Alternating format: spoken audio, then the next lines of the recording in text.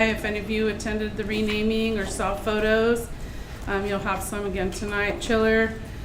The refreshes, again, that's kind of a phased project, so we turned over the annex, the classroom portion of the annex this last week, and then Navarro South is rocking and rolling.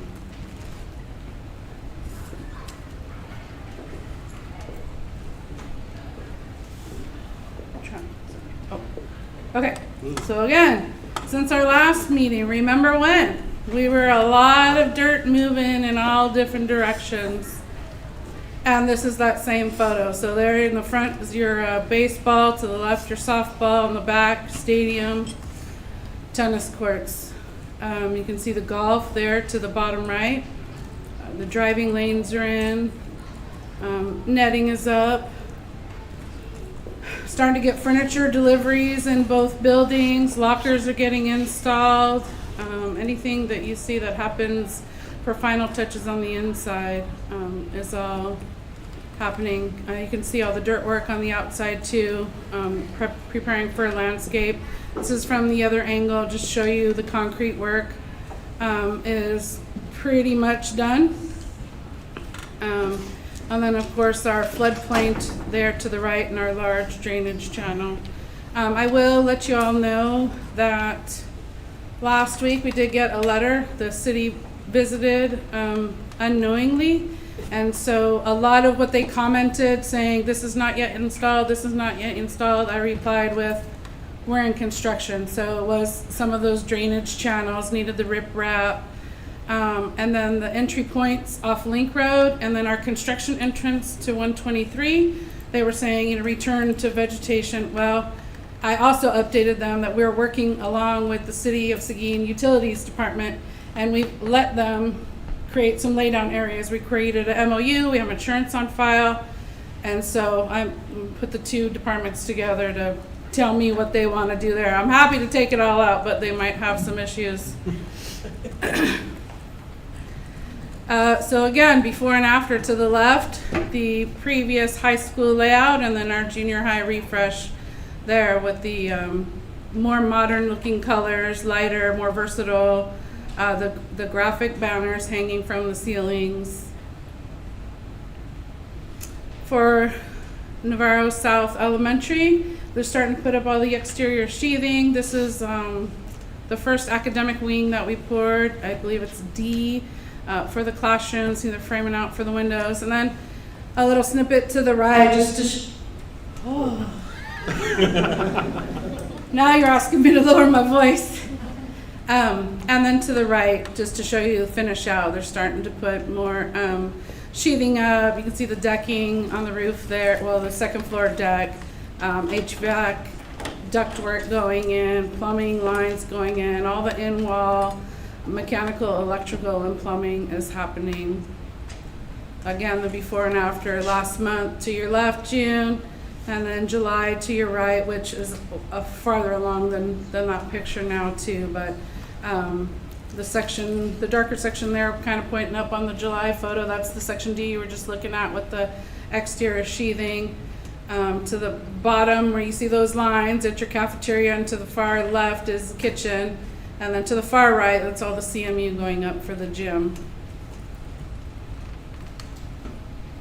Annex, to the left before, to the right after. See all our ceiling tiles are laying flat. We have new lighting, paint, new flooring there in the hallways. To the left, the old classroom. To the right, the new classroom. So all the electrical raceway racks that were random in the middle of rooms are all gone now. Furniture is getting set up, and those teachers are moving in. For bond update, what I would like to say, sorry, let me go back. It's been brought to our attention, the contractor approached me late last week I got a call last weekend and then last week of people visiting. In particular, this happened at the athletics job site. So there was a vehicle who pulled in who demanded that it was okay for them to be there. When I was leaving the field house the other day, a lady pulled up and she was looking for tennis courts. So, they're saying high school, go to the tennis courts, and everybody's probably mapping to the tennis. So I have asked Bartlett to put additional signage up, and then I know there was a communication that went out today as a reminder to parents and families that we are under construction. And the problem that happens is I get a call that'll say, well, we can pull off, and we don't need any stoppage to happen. So just letting you all know that. Okay, so on to 2026, where I still have the draft timeline as we are still negotiating contracts. So the engineer, we've had our kickoff meeting there. We have another meeting with them to actually sit down with transportation and whatnot to figure out logistics of where the drivers may park and where we exactly want the buses to go and how we want them lined up. For the design build project, which is the roof and HVAC, that's on your agenda tonight for ranking. So we will take your notes after the meeting, reach out to the ranked firm and then negotiate a contract. And junior high expansion contract is underway with legal. We had a kickoff meeting on Friday with Civil and O'Connell, just kind of internally, and so now we have another meeting set up with district and admin to start looking at the bigger picture to work on a schematic design. Ideally to bring you next month, it may be October. What they're finding, especially for Civil, we're trying to look up surveys and they can't find them. So, I mean, that land, who knows, when it was drawn up or whatnot, but we have been working lately with GVEC. They're doing a power line upgrade kind of near the campuses, and I noticed he had a drawing, so I sent those into the engineers to maybe help. So if there was anything, it's just to get more lines drawn and exactly where things need to sit so we can make sure we're not on Link Road when we end up building and we have those easements for power, sewer, and whatnot there. Questions? Comments? Did I miss anything? I feel like I went How close are we to steel top out at Memorial South, or elementary south? The reason I ask is we did a beam at high school. Are we planning to do a beam at elementary? We have not discussed a beam, but I didn't know if we were, that's why. it's definitely an option. We still have areas that would need that, so if we can reach out to Bartlett and see. Yeah, look at what the timing It's of just those, a- absolutely, yeah. See if, we've got Pantherpalooza, but that's too late in May, which is when we did the beam for the high school last time. So kind of caught in a strange spot, but we can, First football game in the new stadium. First Yeah. football game, something like that. so they could bring the elementary beam over for signing. maybe If over. the timeline, if they're gonna put it up before, then we might have to figure something else out. Yeah. but- So, Or it could be like the high school. It wasn't in the realm of, I think it was a future, so they figured out on the shop drawings which one would go there, and they pulled it, and then they just held it to install, so it could go the other way as well, or maybe we sure. go a different way or Yep, whatnot. we can talk with them. I think that's a great idea. Thank you, Clint. Mhm. Yeah, and we appreciate you guys accommodating our little traditions too, so thank you. So I have a question about the trespassing, for lack of a better word.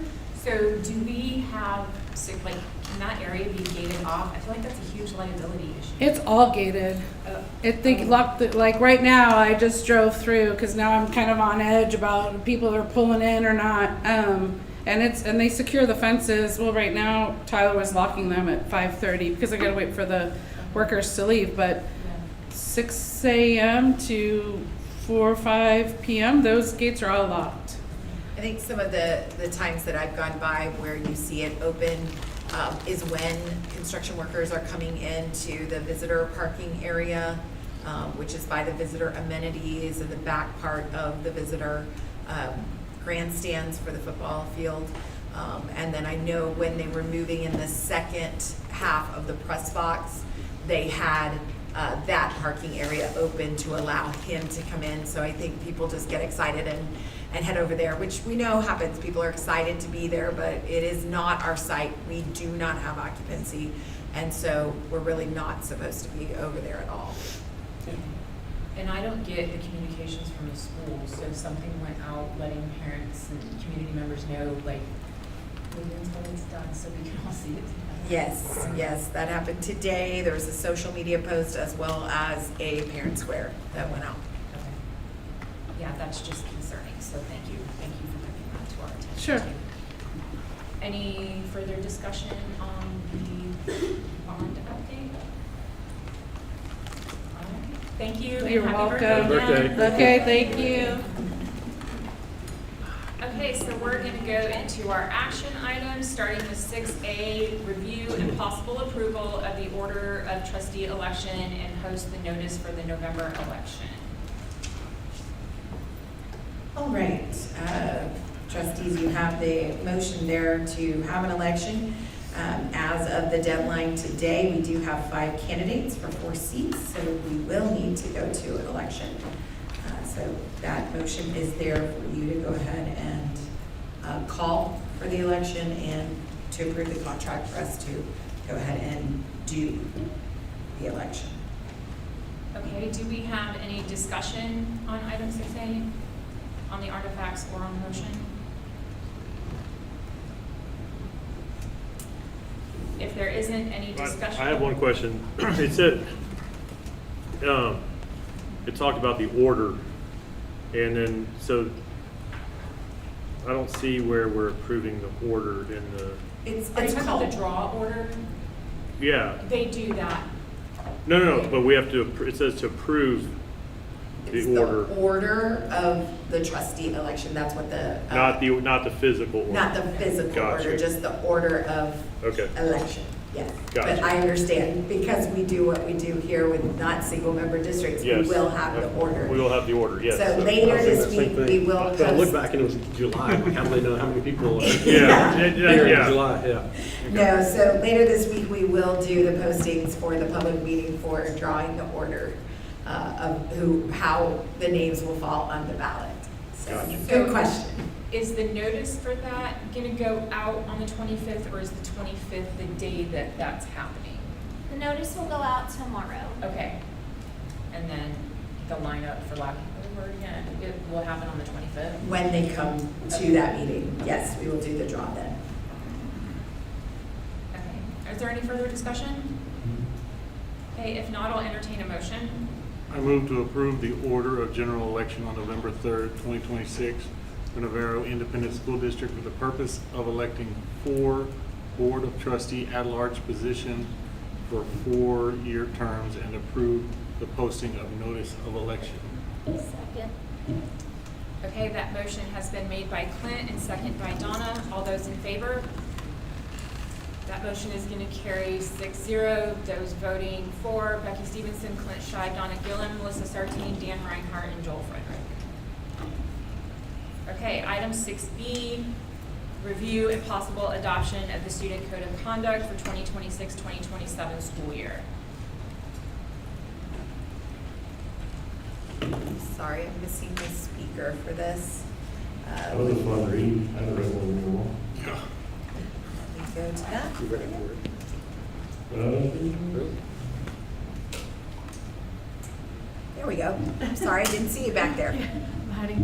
I wasn't actually. I think she was waiting for you to say your name. Oh, I'm so sorry. Come on up. This is Wendy McMullen. She will be giving us the possible adoption of the student code of conduct presentation. Yes, so each year annually we update the student code of conduct. This year there were minimal changes. We did highlight those for the board to see what those changes are. Basically it's language, as there's new legislative sessions. They go through the process of updating the language so that it mirrors what the new legislative actions are.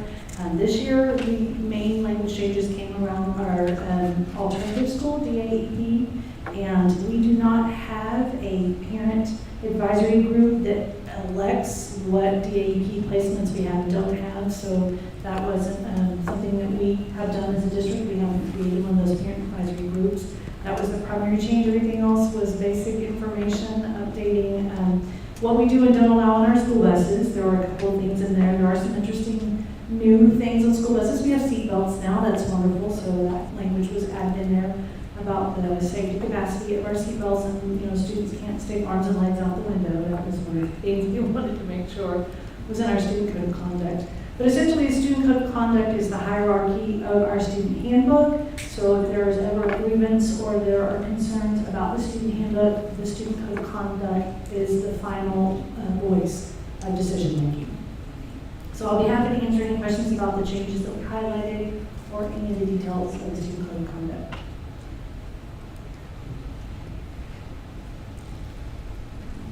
I thought it was fairly thorough, and there were some specific things in there, so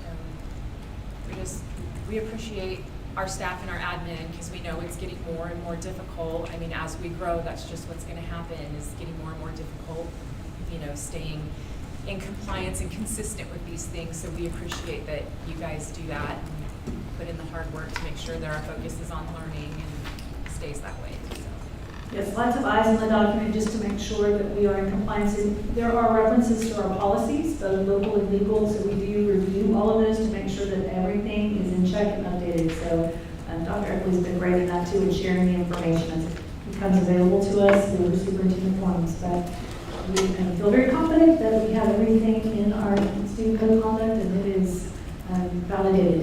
So, That's good. thank you. Did you guys redo it looked easier to read this year for some reason too. Did you guys redo the? I think the font's a little better, I think. Okay. We took out some of the italics in it just to. Okay, I was gonna say, make that it wasn't much more- easier to read this year. I thought the formatting probably changed. but- Good. Okay. All That's right. great feedback, thank you. Thank you.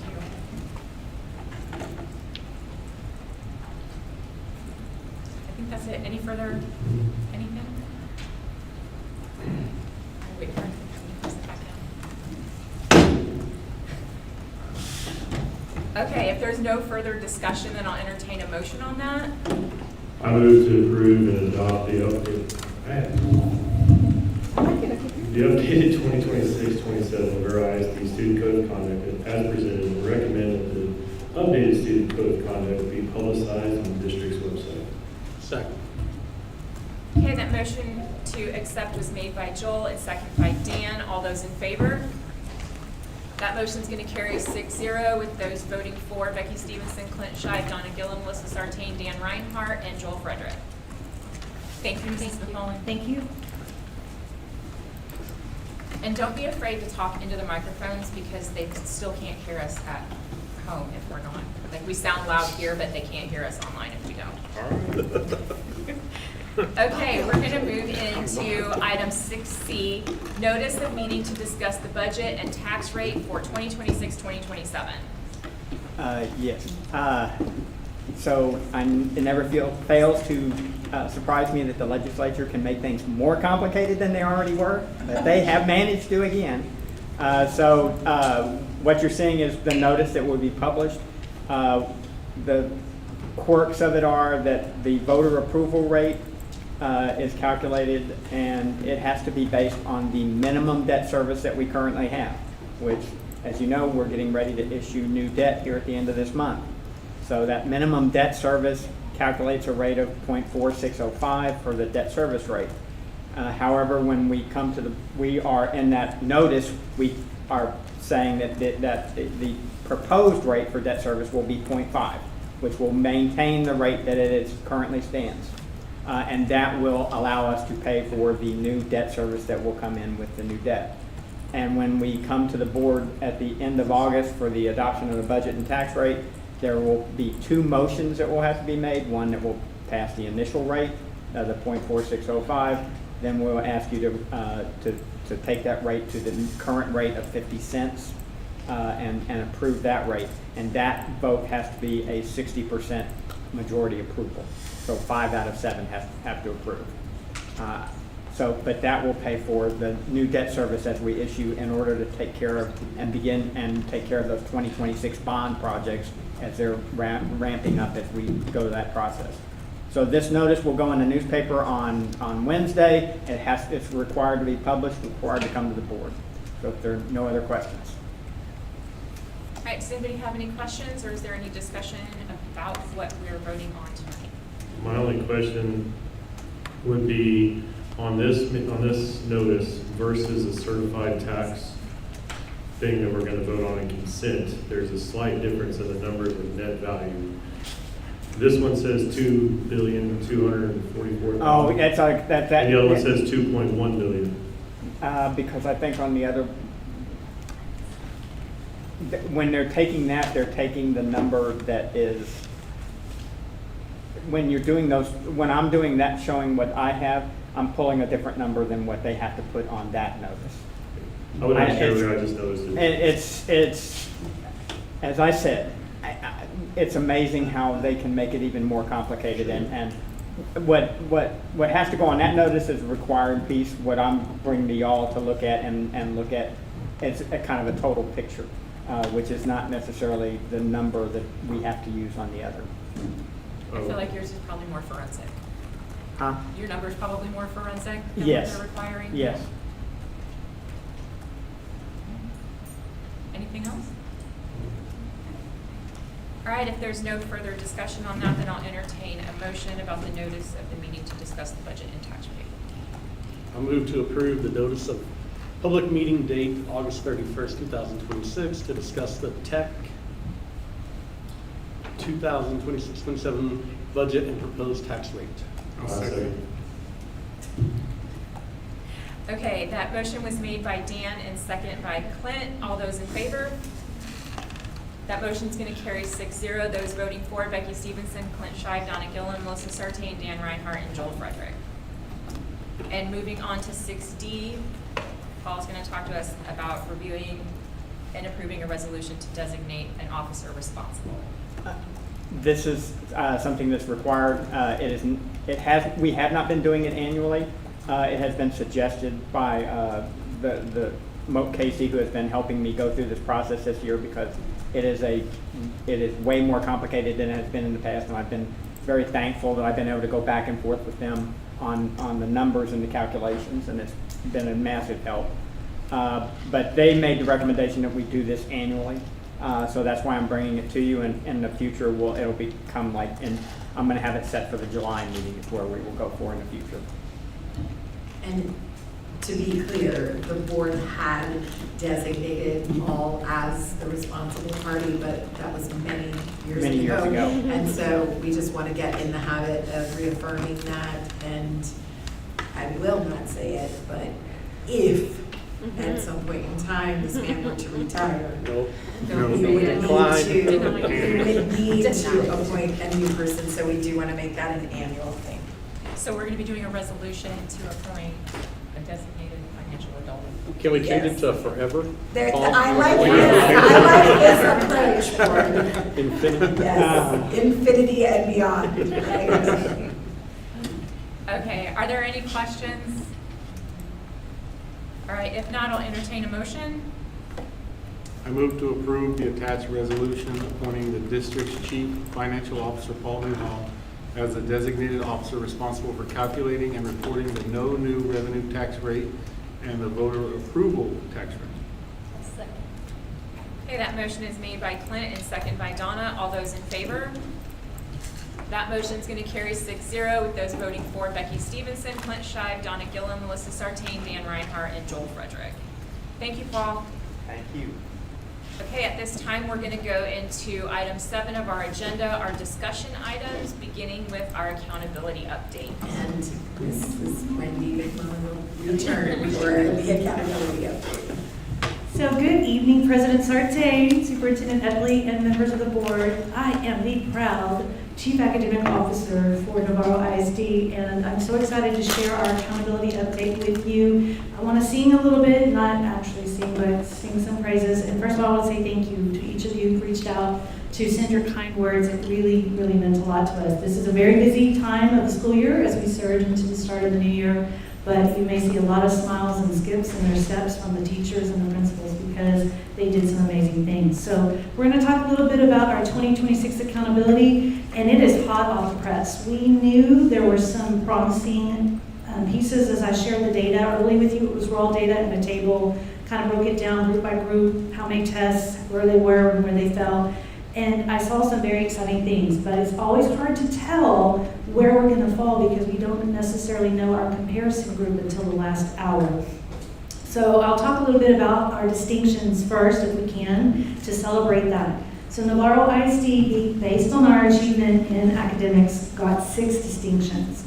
Earning 1 distinction is pretty prestigious, but we have 6. High school earned the same distinction the 2nd year in a row, which continues to show how amazing they are doing with their EOCs and closing gaps. They are on track to be an A. Based on our early CCMR projections, next year our Navarro High School should be a very solid A. And with 40% of the weight of district accountability resting with the high school, our district should also be very close to the A. I'm hoping a mid-A. We would love to be in the mid-A section, but we're keeping our eyes on those gains. So let's talk about junior high for a moment, because that's where we shined a bright light this year and really focused in on how to close our gaps. They got the top 25 comparative closing the gaps award. This is a coveted award. So they're comparing the junior high to their 40 schools from across the state. This is not 40 schools that look exactly like us in our area. They look across the entire state at 40 schools, and our junior high was in the top tier, in the top quarter for those specific things. So they call groups in the testing and accountability system super groups. They look at how all students do first.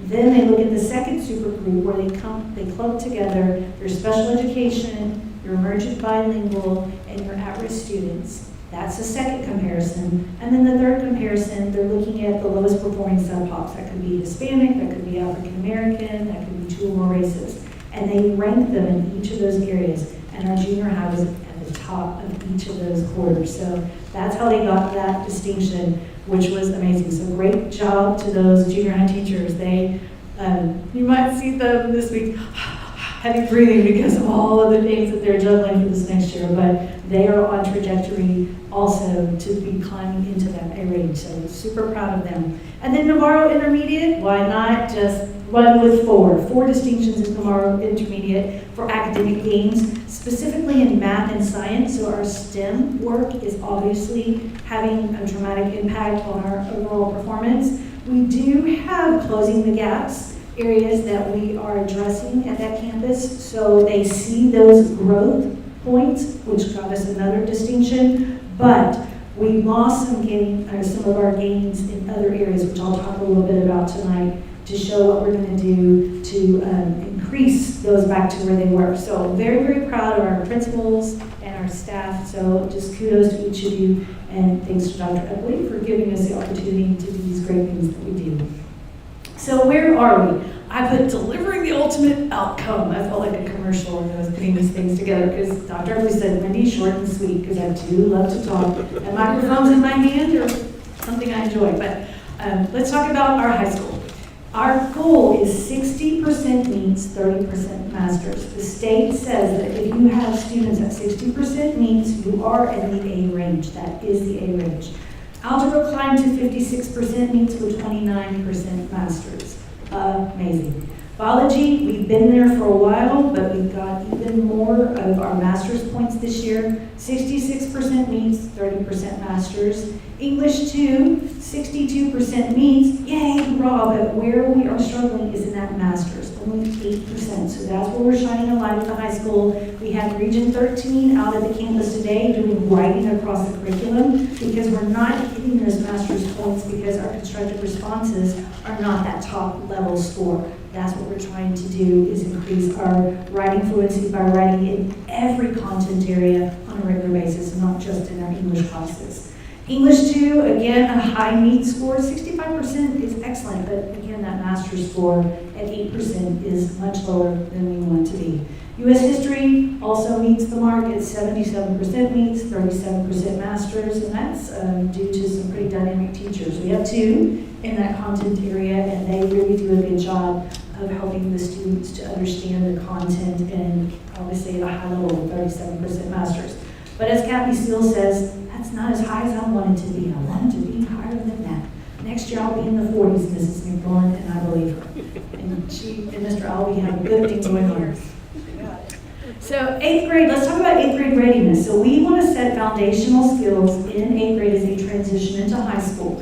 We had 65% meets and 37% masters in reading. Woo! If you looked at those 8th grade scores, oh my goodness, that 8th grade teacher was so proud. She was dancing and doing cartwheels in the hallway, and I would love to do that right alongside her because those students made tremendous gains. Then we move over to algebra, and oh my goodness, 91% for meeting, and of that 91%, 56% for mastery. We only had one student approaching. And remember, we're pushing students into advanced math, so there were 91 students in algebra in 8th grade, the highest number we've ever had. Next year, that number is going to be over 100 if all schedules get sorted out. So we're working on that. Science, this was the first year of new TEKS. They've learned a lot of new TEKS. Science made tremendous gains, but as I sat with Carrie Cooper this last week and talked with her about resources and science support, she said, Wendy, you know I'm not happy with these scores. I'm like, I know, our first year for science, and I know you wanted to be the 60-30. So we were close with 55-26 as our starting baseline for science with the new TEKS. I feel like we're moving in the right target, and we know what to do to impact our scores for next year. And it comes from 6th and 7th grade because our 8th grade students are tested on things that they learned in 6th and 7th grade as well. So we really have to have that strong alignment and reinforcement of those skills. So 6th and 7th grade core progress, they test in reading and math, and we did almost meet our goals in 6th and 7th grade, 60-30. Again, look at math. Math has 46% meets in 6th grade, so that's a little low for us where we want to be. We want to be in the 50s as we are going through the school year. So that is one of our target areas. And then 7th grade math, when you take a bunch of students and you put them in the advanced track, you have a smaller group of students that are probably the ones that are most struggling with math. And so you really have to focus on that small group because the smaller they are, the harder it's going to be for them to get those points. So when we have 17% meets, that's where we at the junior high go, oh, let's regroup. And we have. I'm very excited about the things that we're discussing and the things we will be discussing in our PLCs. But I'll talk a little bit about that in just a moment because it's across the board that we're going to focus on these things. 5th grade mastery, so that transitional year into middle school, we want to send our students forward in the middle school with strong foundational skills. So reading is at 58% meets and 35% masters. So we hit the target for masters, more so up at 35. Our meets target still, we're looking at 2 percentage points away from our goal. For math, overall, 55% meets and 22% masters. So we had some interesting arrangements with our 5th grade math. This year we have what we call pods. One pod had 4 teachers instead of 3, so our students got a little less time in math in that pod, and we saw how that impacted their performance. So we do break down our numbers by teacher, all the way down to where were these teachers, or where were these students, which teacher were they with, how many minutes of mathematical instruction do they have, how much tutoring time do they have, and it really does make a difference when they're in a pod of 4. So Mrs. Schwartz-Losey was talking with me about how she's restructured that, and I do believe that all of the pods are going to have the same amount of math minutes moving forward.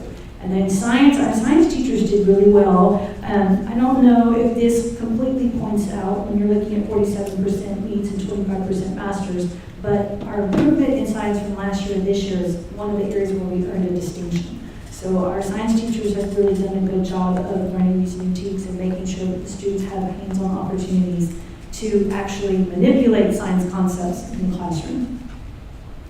4th grade, so this is where we've been working the longest with some of our high-quality instructional materials.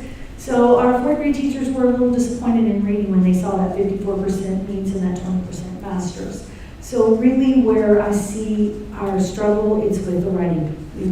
This is something hard for students to do, to write their thoughts. Miss, tell me what to write. What do I need to write? So we're really trying to work with them on what we call our RAISE strategy, where they're looking at the evidence and they're supporting it with statements and they're learning how to annotate and write. So I feel very confident with what we did in professional development this year, that the teachers have the tools they need to address those writing deficiencies. And this is ongoing PD, so Region 13 came in and did a session with them, and they'll come back in October, and then they'll come back in January and just revisit some of those key skills to get students writing fluently. And then math, I just couldn't be more proud. These math students did exceptionally well. Third grade, fourth grade, off the charts. 61% means 33% masters. There's where our math proficiency just is outshining our peers and got us that math distinction for the intermediate.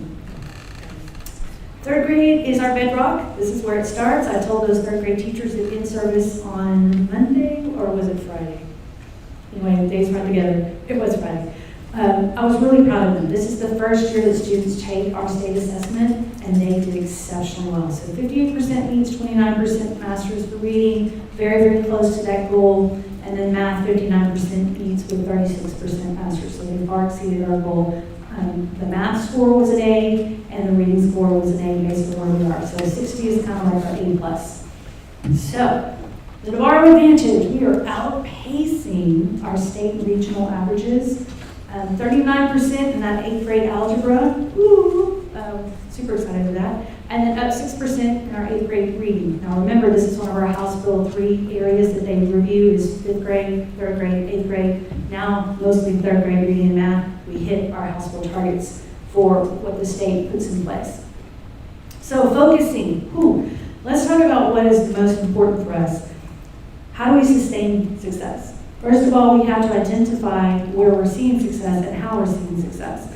One of the things that our teachers really are dialed into this year is the question strategies in the classroom. Dr. Epley did a really good job last year in our professional development. She dressed up beautifully and she came in and talked to people about menus in the classroom and question strategies that we use. And I think it started these ideas of people really looking at how I'm asking questions in the classroom. So depth of knowledge is important. A question of, did you understand this concept? Yes, I did. Is not going to be as effective as, did you understand this concept? Explain to me what you understand about it. Do you agree with this? Do you not agree with this? How would you explain this concept to your peer? And just giving students time to talk. So the 3 things that we are focused on across the district that we emphasize in professional development this week and last is student talk. We call it student discourse, opportunities for students to engage in what they know and what they don't know and share that information. The question strategies, looking at the depth of knowledge of the questions that you're asking and being inclusive of all students in the classroom, making sure that all students are engaging in the conversation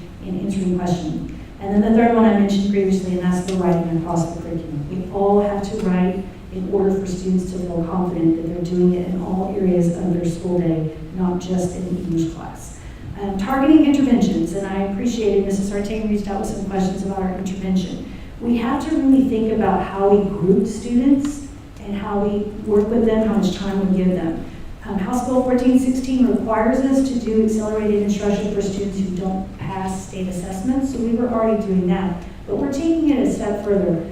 Blended learning is on the table this year, and blended learning is a form of working with students in targeted groups. So basically we have diagnostic information that tells us this student is a beginner in this content area, this student is advanced, this student is in the middle. So we try to group students in a classroom so that they are working with peers who have similar needs. And we try to make sure that we don't teach at the same level all the time. We have to teach at high level. Sometimes we have to teach at scaffold level to where we build students up to grade level. But at the end of the day, we tie that into their block of 90 minutes so that they have time to work with those groups. And the teacher can do that at their table. A lot of teachers like their kidney table. A lot of teachers like to have desks pulled up close to their desks. So just trying to set up our classroom so that we can do that. We're not going to always teach the same thing the same way every day. We're going to have to find what students already know and can master and where they have their shortfalls or their gaps. So those are our target interventions. And then strengthening foundations is the last thing that I really think is very important for us, specifically in math. Fluency. If a student cannot multiply, divide, do simple math, and have automaticity by the time they get into algebra class, they are halting in the process of solving long equations. So I have a math teacher behind me that was at the high school and did intervention. She could probably talk a little bit about this too. But we want students to know the math facts without having a calculator or having to stop and organize those thoughts because it interrupts the process of learning. So we are incorporating math fluency all the way to high school. If kids master math fluency, then they'll have other things that they'll work on to advance them. But if they don't have those fluency skills, we're going to find ways to help them learn those math fluency skills at a deep level so it doesn't interrupt the process of of them solving their equations. So Mandy was sharing an interesting article with me the other day about kind of it's almost a visual math and a different way of looking at it. And I think that that's important, that we start looking at new trends for math and helping kids solve those problems. You know, the teachers will talk about math charts that they use with the students, multiplication charts, visuals, which are all great things. So we're filling our tool bags with many things that will help us with our fluency, but we're making intentional time in our classrooms for building that foundation skill. Okay, so leading the standard, woo-hoo-hoo, we are setting our pathway to an A. And I don't know if you had a chance to see any of my staff this week, but our theme this year, we have polka dots, because we are connecting the dots. So we told the teachers, we will be around all the time to help you connect dots. We want to be there to support you because we can feel the surge in that direction. When you climb 9 points in a category, 5 points, 6 points in a category, it shows that we're on the right path. So I think everybody's very excited about what we accomplished. And it's hard to see academics. Academics is not like a Friday night football game. You don't always see these things. And when scores come out late and we get information late, people think, well, where are we? Well, we're a solid B. We went from an 81 to an 84. We gained 3 points overall as a district. We're a B in every category. There is an A at high school in one of our domains. I'm super excited for them. And they feel that energy to be that A next year. So I want to congratulate our administrators for their hard work and thank them for their patience. When we get to their campus and wrap our supports around them, those are long days and sometimes very hard days. But we've had a lot of critical conversations about what we want to be and where we want to be. And I appreciate Dr. Epley, her leadership, and all of the board for supporting us. And again, those of you that reached out, thank you for those kind words. It means a whole lot to our team and to our staff. So, questions? Another lot of information here. Yes, thank you, Wendy, and I appreciate the detail on that. I do want to reiterate that our goal is to grow all kids. It is the hardest thing to do in this profession, and as gaps get wider and wider as our population changes, it asks for our staff to grow their capacity. And when we don't have a homogenized group that is all performing at this one level, that creates a real need for spiraling back to things that were missed, as she mentioned, but also recognizing, hey, look how many kids mastered this, and we know from trend that if we do not continue to feed that child as well, they will slip back to the needs category and sometimes revert even further back. So it is a tremendous challenge for our staff. We will not back down from growing every kid, but we must provide supports for our staff when they are faced with sometimes huge gaps between the children that are in their classroom that are 1 or 2 years behind in reading or math skills, and also sharing that same space with kids who are like, I learned this 2 years ago and I'm bored, right? And that is a huge, huge challenge, and that is the artistry of teaching. And we are not going to leave people in the lurch and say, better come up with the A, better come up with the A. We are there to provide those supports through our checkpoints, through our Tuesday tours, getting direct feedback from our teachers, from our support staff, talking with administrators. I do feel that in the 3 years I've been here, we have moved closer to knowing those kids by name and need, and we are going to push because now we have built that capacity to, those presentations are not general numbers anymore. I want to know which kid is struggling.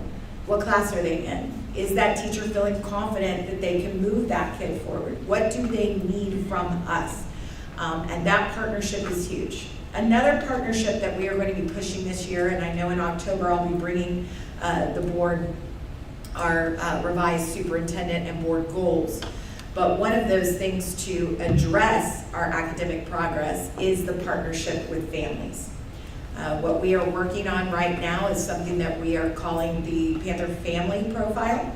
We know we have our graduate profile, but what is important to us is that we identify what our teachers do, what our support staff do, what our students are expected to do here in Navarro, and ultimately what we hope our parents will partner with us to do.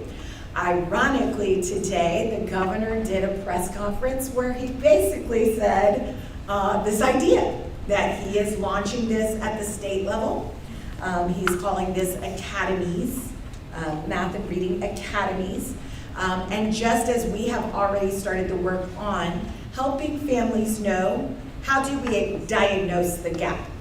What do those assessments mean? When do they happen? And how do we communicate to you, parent, that there is a gap with your child so that you know there's no mystery, and we don't wait to the end of the year to say, oh, by the way, now your child is going to be in tutoring all next year because they just have this gap.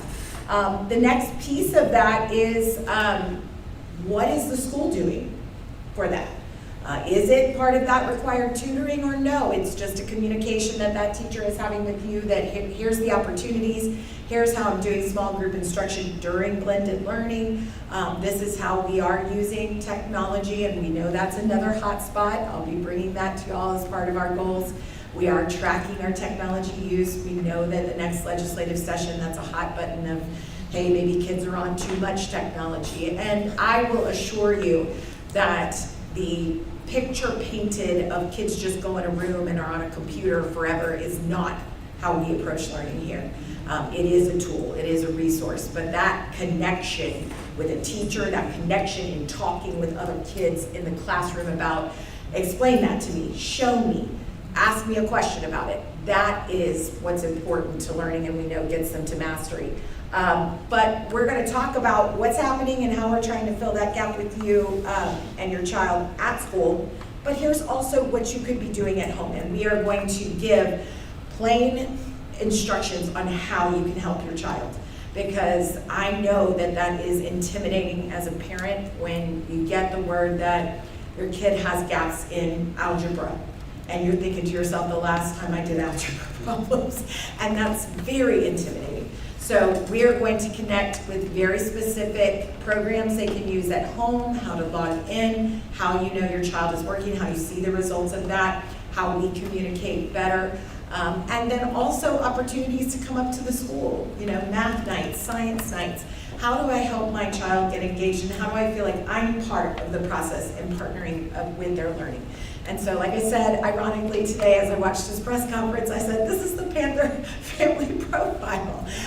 But I think it speaks to what is important, and that is that we cannot do this work alone. We must have full partnership with our families. We must be transparent with kids, with families, and we must support our educators. So, again, proud of the growth. We do not want to so quickly talk about the things we know we need to work on that our teachers and staff and administrators and academic service folks who support this feel like, we don't acknowledge the work, because the work is there and we have been continually working. But we know that that doesn't stop, and we will continue to grow and continue to have more students, and our needs will become more and more diverse. So we hope to continue to have the open dialogue about what staff needs, and also from our parents. When my child is coming home, do I feel like they know what's going on, or do I feel like they're not getting their needs met in the classroom? And then let's talk about that and how can we work together. So we're excited about the new year. I know that that A looms, and I know that it is something that we strive for, but I also just want our staff to know and our community to know, at the end of the day, that system is a construct, and TEA will change that system, and it is why, as a board, you will remember you set a goal to be recognized, not to specifically be a letter grade, but to be recognized as a place where our kids are learning, our kids are growing, and yes, ma'am, good things happen here, which is our theme. And we know that it does, and it does because of our people and our families. So I appreciate you sharing this, and absolutely, let's open it up for any questions. Any discussion? I think you said it really well when you said academics aren't Friday night lights. You know, we're not cruising into classrooms and sitting down at desks and watching the instruction that's happening. I know how I felt in my heart when I saw the ratings, and just so incredibly proud of everyone here. So, yeah, and then walking in tonight, this little girl, I passed you were talking to Susan, and she looked up at her mom and she said, "Mom, I think I like my teacher." And I was like, oh. So That's what it's yeah. about. That's exactly what it's about. I met with a new family today. She has 4 boys and a girl, and one on the way. And she said, we bought a house here because of the district's reputation. We were talking all about academics. It was about a 45-minute conversation, just trying to reassure her that we were going to support the families who transition in.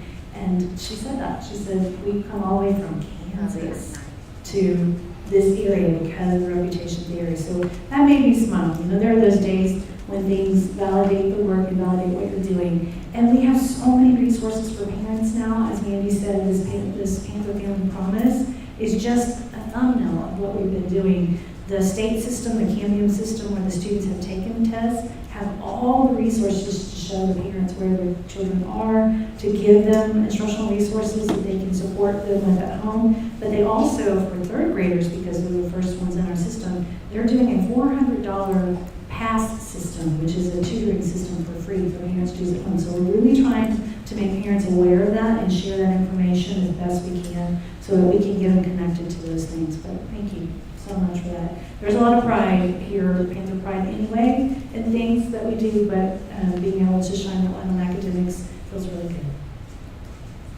And I just want to reiterate what Dr. Upley said too, like, take the time to celebrate, because Yes. it's a big deal. Like, we know that you guys are going to get in those gaps, and we know that you're going to do the work, and I appreciate you bringing that up to us, but all of y'all, like, take a moment just to celebrate that you did it, like, you're doing it. This was hard, and especially at the junior high, like, Tori, congratulations, because that's amazing in 2 years. Yep.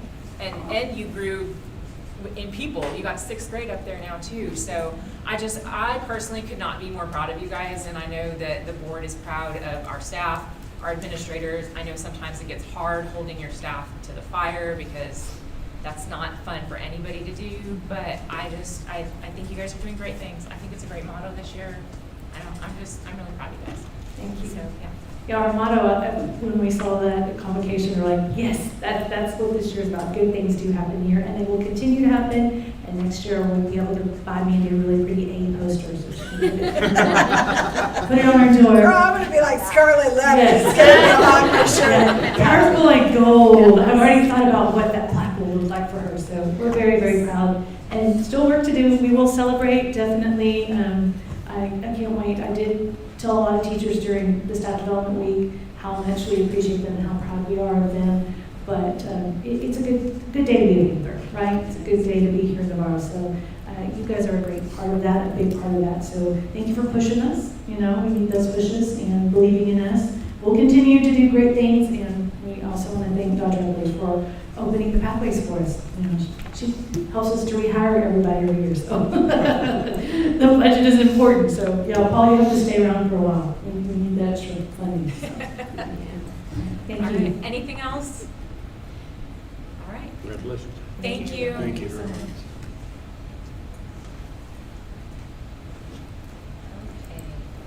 Okay. So from that high, we're going to go to the budget update. Oh, it's still good. Paul's going to bring us information Yes, on the I'm 26-27 update. I'm the low point, yes. I never said that. By the way, I know you did. But I had to go back and look at the numbers because I had to give myself a better explanation. So the numbers on the, that are published, that are going in the paper, that is the total amount. That includes the certified value plus what's under protest. What's on what I'm giving y'all and what y'all see is just what's under, what has been certified and not under protest. But I do tell you what the protest numbers is a little later in that description. So that's the difference. I had to go. There's lots of numbers. There's Lots of numbers. And this time of year, I'm living in two separate years and bouncing back and forth with lots of numbers. The budget's changed very little in terms of what we're looking at, other than I got some better explanations of where we think the interest rates might be and on debt service, so I plugged those numbers in. The certified property values, what changed is where the revenue is coming from with getting those certified values finally. I've talked to y'all and updates about that jumped significantly from April to July which is why we started off our maintenance and operations rate wasn't going to change, and now it's dropped down to where it's at. We're dropping down by 5 cents. So that is a big change from where I thought we would be and where those appraised values told me in April versus where they ended up in July. So that's the big change, just the source of the revenue. The only change really on the expense side is again on the debt service, showing a number for where we think the maximum amount of interest expense might be for the new debt service and the revenue that's going to be generated with the 50 cents. And then on the maintenance and operations side, we added in the 3 reserve positions on the budget side. So that is the only change on the expenditure side. Well, the TIA went up too, right? Like 500 something dollars. 500? It went to from 460 to 590. Oh, but that's more than one. That's more things in there than there's more things than just TIA in there. There's that teacher resident program, which we had a discussion about what needed to be in there for the teacher resident program. It's the TIA program and the mentor program, which we're also getting funding for. So that increased some of the funding too, because those have separate funding sources. So the revenue went up a little and that went up, so they offset. Sorry about that. You are right. You are absolutely right. I was just asking because the revenue went up a little bit. Yeah. But the expenditures went up a little bit more. Yes. And so that's where I'm going with that. The future, this is not about this is about the future. Yeah. Will we see that gap in a couple of years?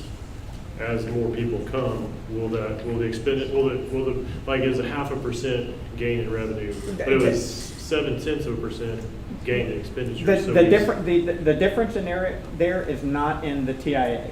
The difference was in the what is it? The teacher resident program, which we're not recovering entirely. No, that's fine. I'm just asking, is that traditional? As you get more kids and you have more expenses, will that percentage of revenue growth, will that gap get broader? You know, like we're not getting dollar for dollar. You get a kid, we spend more. You see what I'm saying? We're spending more when you get the child. So will that gap continue to grow? Or will it always be kind of right there? Because I ask only because, we have, I'm just going to say we have an opportunity for, some commercial stuff to go in here and some new tax revenue opportunities. Yeah. And so that will help a whole lot. Well, and so if it looks like the gap is increasing where a kid costs more than what we get, it should have some outside funding would be helpful. This is one of those. But I know what you're saying, and it's really difficult to say that because every different depending on who that kid is and where that kid is, you're getting different levels of funding. Okay. So CTE kid, somebody in CTE program is going to generate additional revenue that's going to help offset some costs. So depending on what program they're in, special ed, whatever it is, those are going to vary. And special ed again is going to change next year in terms of. The only good thing is we're guaranteed to at least get what we would get under the old system, but I'm hoping that it will stay similar, but that's partly up to the legislature to try to increase our funding and keep us up with inflation. So that is the big question. And my question is more historically, do you see that you spend more than what you get when you get a kid? When you get a child, It depends on if it's, well, let's put it, if it's that 26th I love your child brain. that causes I a love your whole brain. new teacher, yes, that's the key. I like the general, thank you. I like the Yes, general, thank you. and I think what you're referring to is exactly what we are working towards in advocacy at the legislature, is that, yes, as we see more and more students come with needs and gaps that have to be filled, we're working within the constraints of their funding, right? And to Paul's point, yes, if that child is enrolled in a CTE course, or if that child is gifted and talented, or special education, we're getting some additional revenue to assist with that. But as we see the cost of fuel, the cost of electricity, the cost of insurance in our buildings, all of those things raise, ultimately, the number they give us on average per child, will not cover all of that. So that's when it is important to look at what are our other revenue sources coming into our district, whether that is industry, so that our taxpayers are not covering the whole burden. And as we know, there is a cap on what we can tax. And so when you're looking at that, you absolutely are looking for more industry revenue to be coming in to give relief to the homeowners. As we continue to advocate for more per student funding, because with inflation being inflation, it is something that every superintendent is wrestling with, as focused and conservative as we are. If there is not a fundamental change to the system, everyone will face a shortfall. And so that is the key point as we go into the 90th. And I know it's difficult. The ledge feels like they fix things, like, oh, we did House Bill 3, we fixed it. And anytime, it's just human nature, anytime you think you sat down, you've done the hard work, we fixed the system, and it doesn't yield what you wanted, it's hard to go back and go through that struggle again. But I think that we are seeing people understand, and you saw in the session that Paul was at, where legislators were like, oh, we didn't mean for it to do that. We didn't realize it was going to do that. And so I think the opportunity is there for us now. So I think it's a very valid question, and I think Paul's answer is very valid as well. We have to see what's going to happen. Sure.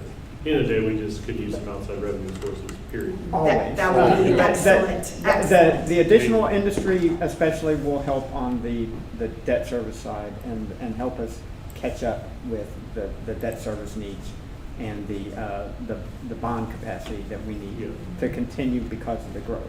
Yep. Correct. But I think, especially at that session I was at when you had several of those legislators going, why did you tell us it was going to do, you were going to give this district X, and they end up getting, that you said they were going to get $100 million extra, and now they're getting only $7 million extra. You know, that there were massive gaps in what they were told they were going to do versus what they got. And I think the legislators are getting a little more selective on what they're going to believe when they're being told some things. So I'm hopeful on that side, but that's one of the things too. You know, they said those fixed costs that they talked about, the insurance, the TRS, other things that are kind of fixed out of our control. We've got to pay them no matter what, no matter how many kids are in the building, whatever. They're giving us about $100 and something per enrolled child, and it's costing us. 2 years ago, it was costing $713 per enrolled child. So those costs have just continued to go up. So. Thank you. Any other questions or any other discussion?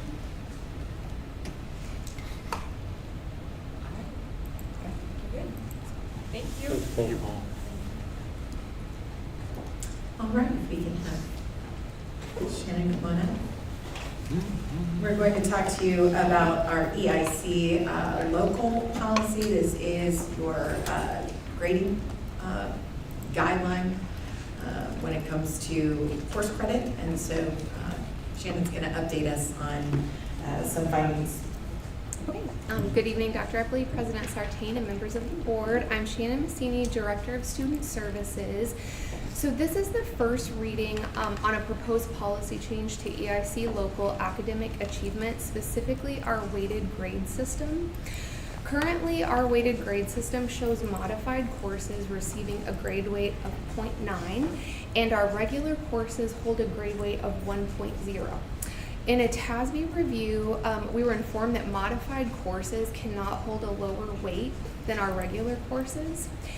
So we were awaiting TEA guidelines because we've been told they're coming soon, a more universal grading policy, but I confirmed with Region 20 that that is not going to be available to us until the 27-28 school year. So because we're waiting that change, we'd like to go ahead and hopefully get this corrected now. That will ensure we're in alignment with Section 504 legislation, which does not allow for students who receive special education services to be solely at the bottom of the weighted system.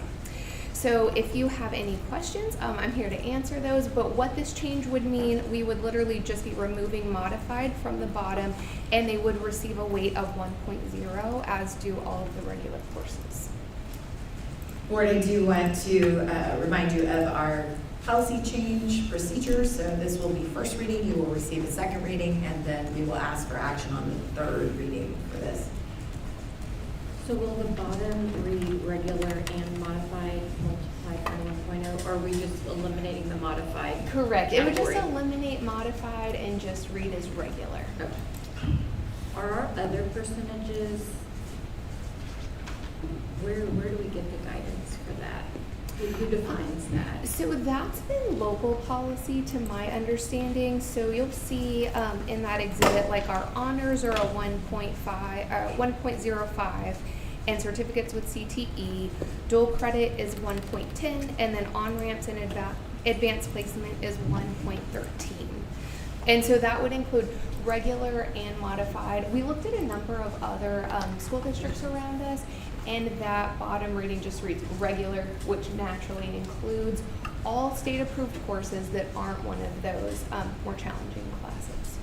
And board, we do anticipate that, through the law that was passed in the 89th, that there will be a universal policy for EIC, and that is truly to avoid what happens as people move from district to district in this weighting changes, and there's a lot of frustration from families. It does lead sometimes to grievances that their child was ranked here from where they came from because they got more weight than what they get when they come here, or vice versa. Oh, hey, look, now we become top of the class because we have this weight that we brought.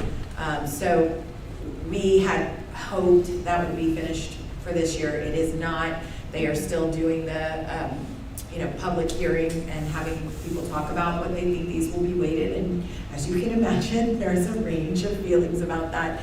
But we wanted to make this correction. It is the right thing to do, and it is in compliance with what TASB recommends. Is there any anticipation that it's going to be a drastic difference from what we have? Like, say a sophomore ends up as a senior, and we had a drastic change in the middle, and then they end up falling in the rankings. So this would start with our newest cohort. So let's start with the freshmen that year. Actually backing all the way up, because we do have high school credits in junior high. So it would back up to that first cohort that is starting now, so everybody would be aware of the change. So it wouldn't be mandated across the board change, it would just be starting. Okay, that's great. I could see a lot of. Oh, yeah, you don't want to change. Changing in the middle of the game does not make people happy. Exactly. No, sir. Exactly. So the current 8th graders would start here? It would be seventh grade. Seventh grade, The seventh grade cohort, yes.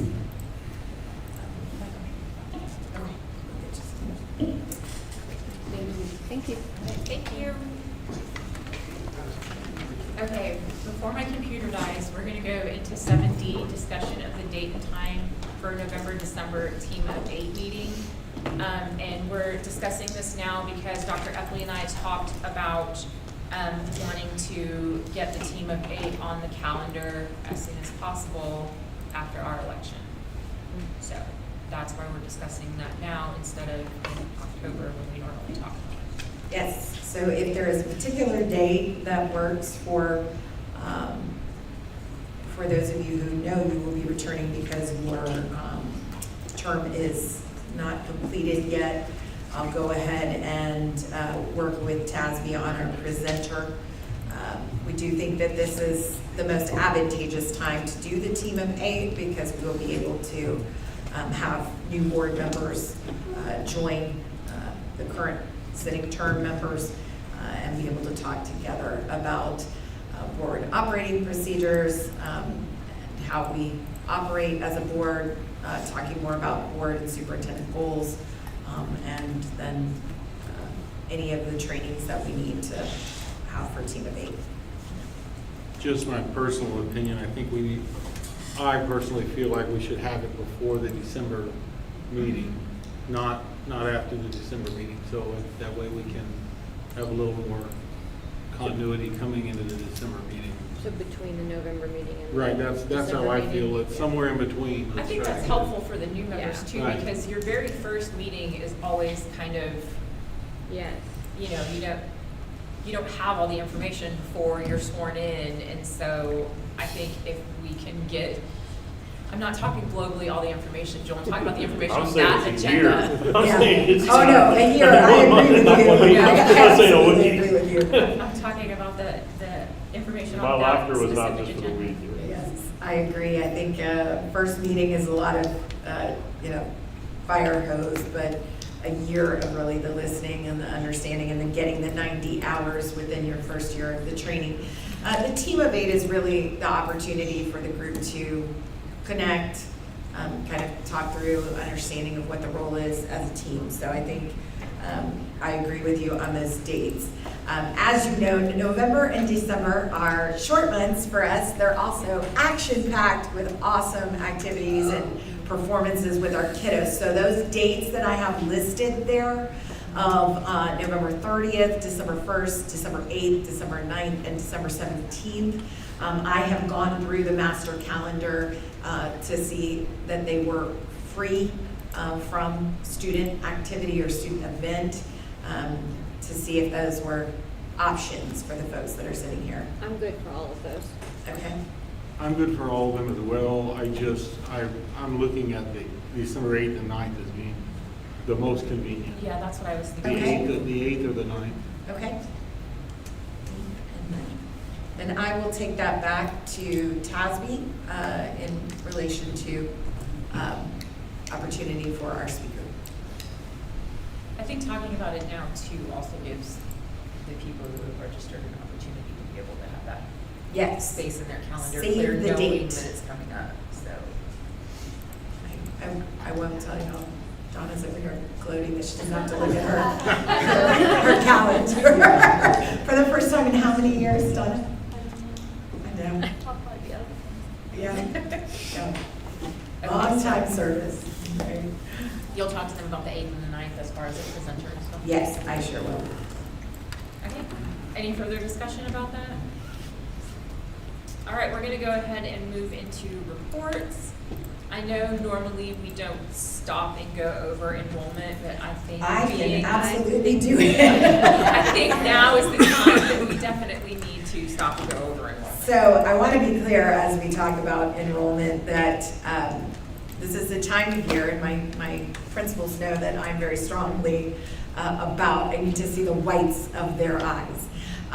We have lots of numbers that float around in our system about how many folks are in our district. And then we, of course, have the numbers that come in from new registrations. So I'm going to do my best to break down what I feel confident we can say we absolutely have. So as of today's enrollment, Navarro Elementary has 815 people who are confirmed and approved to attend.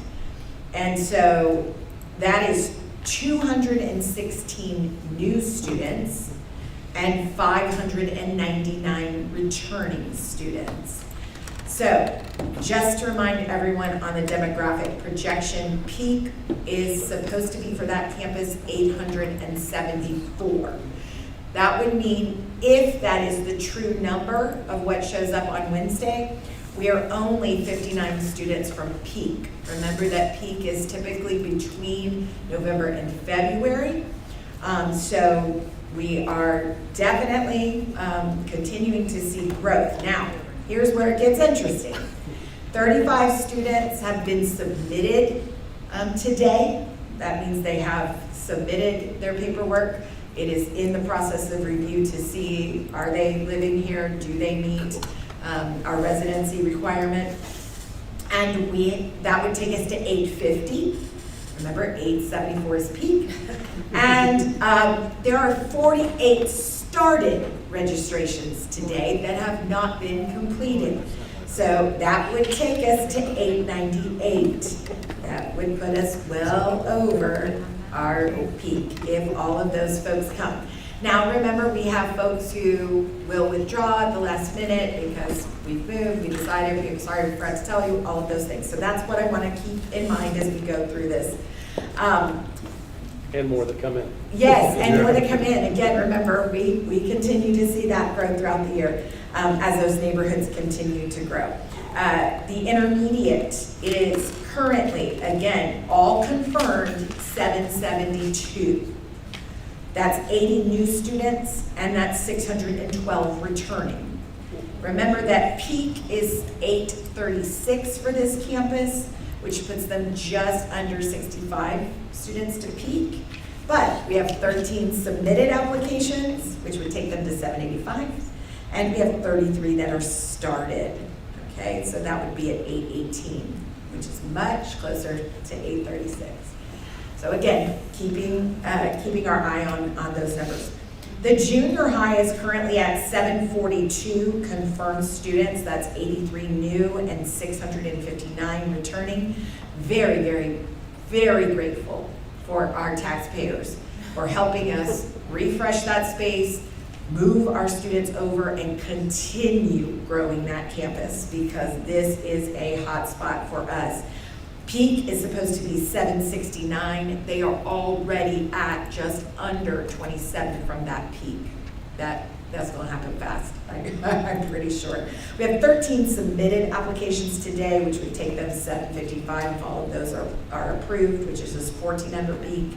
And 24 started applications that, if all of those are completed and they are approved, would take them to 779, which is already 10 over peak on day one. And then our high school, all confirmed 838 students. I want you all to know that if you do not believe the growth is here, and not every single child shows up for the wonderful tradition of taking their pictures, but if you look at the pictures that are published of the incoming freshman, sophomore, junior, and senior, you see how massive that freshman class is in comparison. And we will continue to see that growth. We have 85 new students, 753 returning. Those are confirmed. The peak is 849. Currently, we are 11 students under that peak. There are 12 submitted applications. So if all of those are approved, we will be 1 over peak already, and 27 started, which would take us to 877. So these are conservative numbers. We will continue to see the growth. Hence, we have asked for 3 reserved positions. In speaking with our campuses, I do believe I'll be asking for the release of 1 of those to address early childhood.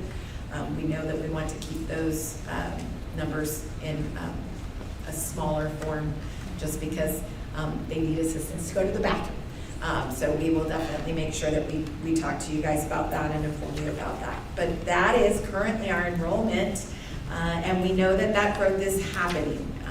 I did want to mention, I saw as we asked for people to join our attendance committee for Elementary South, seeing comments off of Seguin Gazette's article, I think it was very astute to where we are as a community, and why it's so important that we continue to educate our community. Because one person said, finally, it's time. We were so big, and it's finally time to have that second elementary. It's finally time to decide how the district will be divided, which we know is an emotional thing, being the first time we've done this. But then right underneath it was someone who said, this seems very premature. We don't know that neighborhoods are coming. Other school districts are closing schools. Let's not rush to anything. Let me be clear. School districts are closing schools not because they overestimated how many to build. Families are now moving to charter, to private, out of cities, to places like here. And so we are not premature. If you will remember, the board approved the elementary in 21 for that 21 bond. So we're not premature. And we will be very, very mindful as we sit in that committee and we work through where we draw the lines. And because of the growth and the continued growth, we will have to revisit those lines again. One of the things I've talked with the demographer about is the timing of that, so that if at all possible, we don't move a kid twice in their elementary experience. If we can wait with North and reschedule, reselecting how things work until those kids are out of 5th grade. But it does depend on how fast we grow. And also, again, to go back to your question, sir, if industry takes that land and it does not become developments, then that also impacts our growth. So lots for us to watch, and we do responsibly watch and work with the demographer to see where we're going to be. But we're excited to welcome all of these kids, and I want our community to know that. It is overwhelming when you think about how fast we're growing, but each of these kids are important to us, and everybody has a place here. So we don't want our families to be overwhelmed or think that we're going to change in the way that we approach. Every kid is part of our family. Every kid should be growing here, and we're excited to have them. I think our academic achievement shows that even throughout the growth that we're still able to, when I say we, I mean our teachers, are still able to maintain that expectation that people have for our students. So yes, we're growing, but the challenge is being accepted and met. Absolutely, absolutely. What is capacity? Do you know the numbers at each campus? If you go back to your demographic report, I don't have it in front of me, or I'd be able to tell you. You'll see when it goes yellow. Yeah, I was just curious if what the we're at that capacity. Yeah. What I'll tell you right now, what we're again very, very grateful that we moved over to the new junior high. We do have those portables available to us as it stands now. Over at the elementary, we have our pre-K portables, the older pre-K portables still to use. Here, we are busting at the seams. We have turned offices, we have turned storage rooms into learning spaces for specialized areas. And that is because we are behind in elementary South because of the escalation that happened with the 21 bond. But the team here is all in to get through a very, very tight space here. And I will say the good news is that those numbers are not as high as our other places. So it's like someone had a plan, and I'm going to trust that plan. And then, of course, at the high school, we do still have a couple of classrooms to access. But we know that that's the next step, is adding that addition to the high school. Because as you look at 838, potentially 877 capacity at that high school is 1,100. So the growth will continue, and our 10-year plan will continue. And that's why it is important. Back to your great question, sir, about industry coming in, because that does affect our bonding capacity. And when we get to a place where we can no longer borrow, but we need more space, that is the constraint that we have to consider. And so we are hopeful that we will see more industry to be able to support that and support our taxpayers, because the potential or opportunity to be able to lower our homeowners' tax rate because that additional revenue is coming in is something we are very much looking forward to. Of the 216 new students at the elementary, are those fairly even, are they evenly distributed, or are we really heavy? You know, when I look at the chart, I'm trying to visualize that right now in my head. Somewhat, the growth is changing every day. We had a conversation a couple of weeks ago where she said, I think I can move a pre-K teacher because our pre-K numbers are low. I said, oh, hold up. Because pre-K parents don't know what pre-K parents don't know, and they're kind of waiting for somebody to invite them in, and as soon as we were like, yes, come in, meet, suddenly those numbers grew. So right now, kinder is high, and so that will be the one that we're looking at, you know, because we need to address that. I'll tell you, having the opportunity to move that annex project faster than we anticipated and move first grade out to the annex classrooms and refresh those. Those teachers are extremely happy with those classrooms, and that is going to be a real blessing for us in the building, because now that freed up classrooms in the building, again, freeing up those portables in the back. And by December-ish, we anticipate being able to finish out the gym space in the annex, which will then allow us to open up that cafeteria all the way and be able to serve more in that cafeteria space. But yes, I actually will be meeting with her after this meeting to talk about exactly what's developing at that campus. It's just a massive number. It is? Well, think about 5 years ago was COVID. They're all in kindergarten now. Yes. Oh, you got the COVID baby. Yes. Congratulations. Yes. Yeah, That's a this girl year and and a next boy. year is going to be a big And kindergarten group. it also speaks to our planning of next year moving second grade out. Because if we were going to keep second grade at the early childhood, we would not have space. And it will be a conversation. We were not ready as a district yet to talk about comprehensive elementaries. But if we continue to grow with littles, which is what the current housing market is going to attract, we will have to likely address another early childhood, or coming to an understanding of, are we ready now to make one of our elementaries comprehensive? And that's a conversation we will treat like we have treated everything else, collaboratively with our community. Looking fiscally at what makes sense, but also what makes sense for our climate and culture here, because we don't want to lose that as we grow. All right, thank you for all of that. Anything else? Good luck. Oh. Thanks. Open the doors. Okay. Shut up, you don't understand, I scared little people. We are going to move on to 8B in the district financial reports. Any questions? Anything Paul needs to come talk to us about? Okay.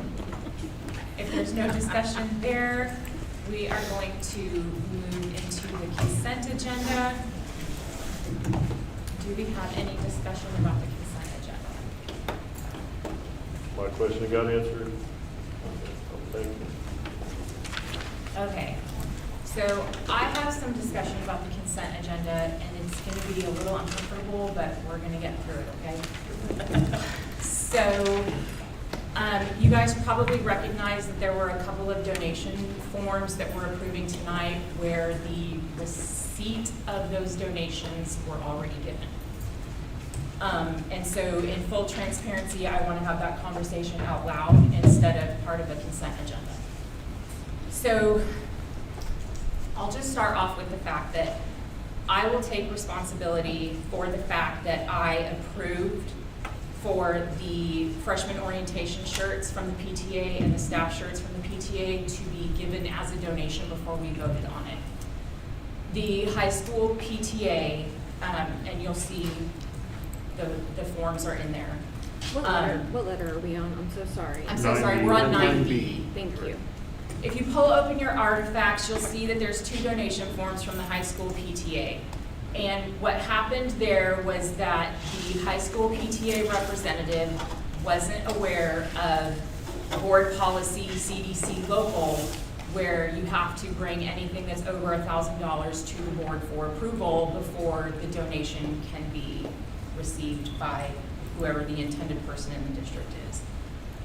I went ahead and I approved that after a conversation with Dr. Epley with the understanding that the high school PTA is now fully aware that those things are going to have to come to us before they are given out in any capacity at the high school. Whether it's to the students, the staff, the athletics, whatever it is, that conversation and communication has happened.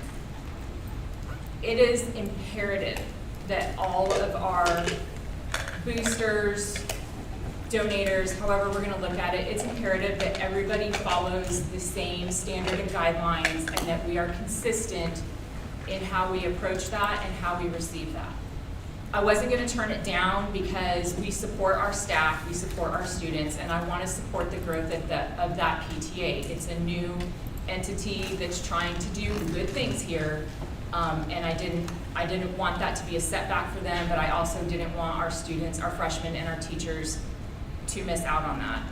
With that being said, as long as I'm sitting in this seat, I'm not doing this again. Okay? So I'm taking responsibility for the fact that we couldn't have a meeting to approve it, and I went ahead and approved it because I did not want our students and our staff to be in a detriment because of miscommunication and a lack of information. I understand that's been taken care of. We can vote on the consent agenda, or we can have discussion about it. However it is, I just wanted there to be full transparency with the fact that yes, we are voting on something after the fact. We don't do that. That's poor management. And that causes a lot of problems with our community trusting us when we're voting on things that have already happened. So I'm not doing that again. I'm just making that clear to everybody in the room. This is the only time this is happening. Any discussion about anything? I appreciate the fact that you're upfront letting us know, not just, letting it be approved. Well, we always have donations and consent. Always. So I didn't want to draw a lot of attention to pulling it out of consent, but the transparency needed to happen. And I needed to take responsibility for the fact that I did approve it outside of the board, and I won't be doing that again. Do we provide some kind of instruction sheet to all of our donor agents, the boosters? I know you had put together like a meeting last year. Yes. Where everybody had a chance to sit down and talk about working together for the betterment of the district. Is there an instruction sheet that everybody gets, letting them know, like? No. Okay. No, so we can absolutely create that. We can make that more robust. It's in board policy, but we know that volunteers turn over every year, and then Right. of course that's a new organization. Absolutely. So we are happy to help communicate so that is clear, and continue to train our staff. That is their support connection, whether that's the administrator, whether that is a particular strand of CTE that is working with that particular booster group, just to remind everybody that there is a process to that. And I think that it does require a lot of planning, because you have to make sure that you know when the next board meeting is and time it right with your order. If it is going to be where we're getting an item that we're going to donate or something like that. And just remember, and I think, historically, I'm not sure, at least in my time, we have not denied a donation. And so I think sometimes it's overlooked because everybody assumes it's just perfunctory. We turn in the form. But we did remind this year, and I know Paul's team has been working on more infographic kind of, because people don't read manuals. They don't read board policy. That's a great idea. Yeah, so we've been doing more of an infographic style of like, how do you fundraise? How do you get approval? How do you put your donation in? How do you make sure that before you go and ask for a donation that it would be okay and that we would approve it? And so I think we can absolutely shore that gap so that everybody understands and knows. And I think also just the intent, as you read through the form, is that is it going to hurt the district? And I always use the example of upright pianos or baby grand pianos that people inherit from their grandmother. And they always say, oh, the school will want this. They do things with music. Well, the problem with that is who's getting the piano here, and so it becomes a cost for the district to transport it. Then if you know anything about moving a piano, it will need to be tuned after you move it, and so who's going to pay for the tuner to come? And then, it becomes where does it get stored? And it has to be in a climate-controlled area. And so oftentimes, we do turn those types of things down because it is not beneficial, or it costs the district more money than it would for the district to just get it themselves. So I think in the case of a shirt or monetary donations that we know are not specifically tied to something we have to maintain, it is something that we typically see the board accept, but we can reiterate that that is something that everybody needs to be aware of in their organizations and on their campuses. I think that was the intent of that form where it shows, the Navarro cost, incurred costs in the end. Right. Where we can see that the district might have more costs later, even if we accept that donation. Right. And I think there have been times when we have done that. I just, Dr. Nepley and I had a conversation, and she knows that when it comes to rules and statutes and laws and policies, I'm a very black and white person. So there was a lot of conversation. I don't like being put in a position where I have to take accountability for something that shouldn't have happened, but it did and it needed to, because our staff and our students did not need to have a detriment to that. But I take responsibility for that, and if you guys don't want to vote for it, that's fine. I entirely understand. I needed to be transparent with you guys and with the community, because we accepted the donations without approving them first. One more question, on what Becky brought up. I think you call it the President's Council or whatever. The round table, yeah. Right. Are you going to continue that? Absolutely. Okay. In fact, Chelsea and I talked today about how do we make it something that people feel is worth their time.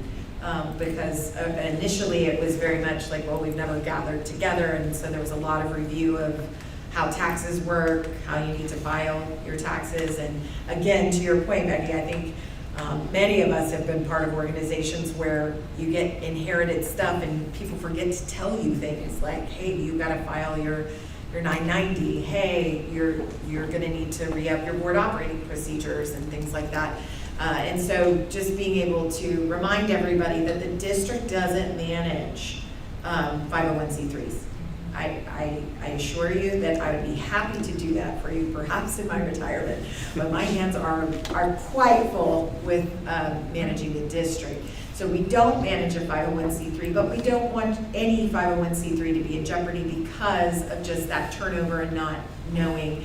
But then also just that, I like to call it collision of all of the groups, because I think sometimes we silo out into areas where we say, this is what we want to do for the district, and you don't realize that another group may be trying to do the same thing or something very similar. And if we would combine forces, individually we may not have the funds to make it happen, but if we combine forces, we might be able to get that for our students. And we appreciate so much what those groups are trying to do for our kids. So our kids, our staff, and so yes, we are going to continue that, and we talked about at least having one every semester, and then really polling those organizations to see what's the most effective time, what would you guys like to talk about, how can we assist you, how can we help you, how can we coordinate better. And a big part of what's happening now is the work of the bonds have kind of, for some of our groups, created a moment of pause, because we have to see once everything is completed in these buildings, what is the true extra need that we would like. And so I know everybody's anxious to support that and provide that, and we want to get there, but just clarifying that in the case of the athletics bond, that money cannot be used for anything but athletics. That's how the bond was written. So we don't want to be premature until everything is built out, then we see what is left in that funding to say what is, what could be added at this point or what could be brought back. And then we bring that back, and then once that's expended, then going back out to the boosters who typically have supported athletics and saying, now whatever you think you see or whatever our staff thinks that's still needed, let's talk about that. So I know everyone's anxious to support kids and do great things, and they have for years in this district. So we just want to make sure that, you know, we're communicating, they have the opportunity to ask questions, and then obviously we're making sure that we educate people on policy. Thank you. Yep. All right, any further discussion or questions? I'm just asking one question. You said we don't have to vote on this if we don't want to. However, the recourse is what, everybody gives their shirts back? There's not really. Okay. It would just mostly be. I just, clarity. It would just mostly be your personal conviction as to whether or not I got you. you wanted to support it. And I move to understand if accept you the don't. consent agenda as presented. Second. Okay. Wow. Wait, were you gonna second that? He seconded it, Dan did. Oh, I thought Becky was gonna second it first. She can have it. Laughing. I expect you. You got it. Okay, so the consent agenda is, a motion is made by Joel and second by Dan. Any other questions or discussion? All those in favor to accept the consent agenda as presented, that motion is going to carry 6-0. Those voting for is Becky Stevenson, Clint Scheid, Donna Gillen, Melissa Sartain, Dan Reinhardt, and Joel Frederick. With that, the board is going to go into closed session pursuant to Texas Government Code 551.0821, discussion regarding mediation docket 105 DM 0626, pursuant to Texas Government Code Section 551.074 to discuss the employment and resignation of professional personnel to include teachers and other professionals. Sorry, I didn't plus. And then pursuant to Texas Government Code 551.072 to deliberate the purchase, exchange, lease, or value of real property. Any related action will be taken in open session. The time is 7:44, and we are going to go into closed session.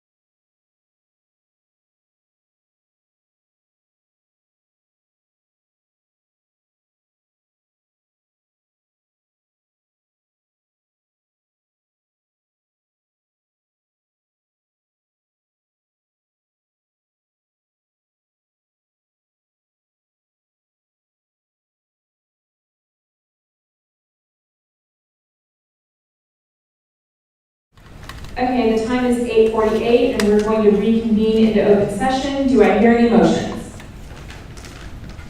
I move to approve the right-of-way easement to GBC as presented. I second. Motion made by Dan, second by Joel. All those in favor? Motion carries 6-0, voted for by Becky Stevenson, Clint Shive, Donna Gillen, Melissa Sartain, Dan Reinhardt, and Joel Frederick. Are there any other motions?